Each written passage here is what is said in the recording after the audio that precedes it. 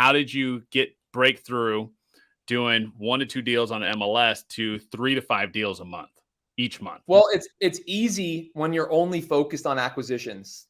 Like I literally would get the contract signed and email it over to my brother and then move on to the next contract. So, as we get a little further into this conversation, we'll talk about how I started Dispo on my own and really backtracked, because Dispo is not easy, especially when you have no buyers.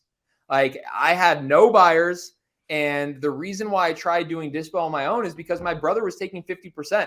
And I love my brother to death. He's in my office right now. We still work together very closely. But sometimes he was calling up just repeat buyers. Like he sold like 5 of my deals to the same guy.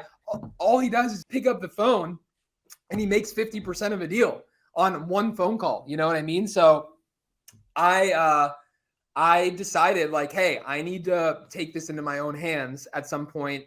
And that's when we didn't do as many deals a month for a while. But to answer your question, just real easily, I was only focused on acquisitions, and my strong suit is building rapport with people on the phone. No matter what industry I'm in, I can get people to like me on the phone and then ultimately turn it into a contract, or turn it into a sale. And that's all I was focused on. Was my VAs were cranking out appointments. And I'm there. I'm the only acquisition guy. I'm calling every single one, and I'm locking them up for as low as possible. And then as soon as we get it over to my brother, and it's a win-win scenario.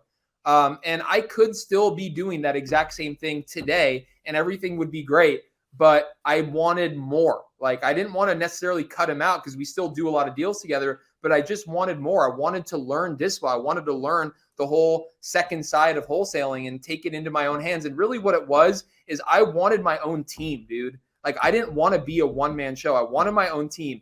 I feel like I have the gift of sales, right? And I wanted to give that gift to my sales guys too. I wanted to build a team around me, teach them my ways, and have them be an extension of me out there on the sales floor, where one day I didn't even have to get on the phones. They would do that, and I could just sit back and look at profit and loss statements, and they could be churning and burning deals. So, that's why I decided to kind of evolve and go on my own wholeheartedly. But yeah, the 3 to 5 deals came easy, Aaron, because all I was focused on was acquisitions, and cold calling was working. Like with the data was good and the VAs were good. And it really only went to shit when I decided that I'm much better than I really am. I'm going to hire 10 more VAs. And I ended up hiring like 15. I had 18 VAs at one point, and the bad VAs outweighed the good VAs, and the bad culture outweighed the good culture. And then all of a sudden I'm spending $4 or $5 an hour times 18, plus all the data, plus all the minutes.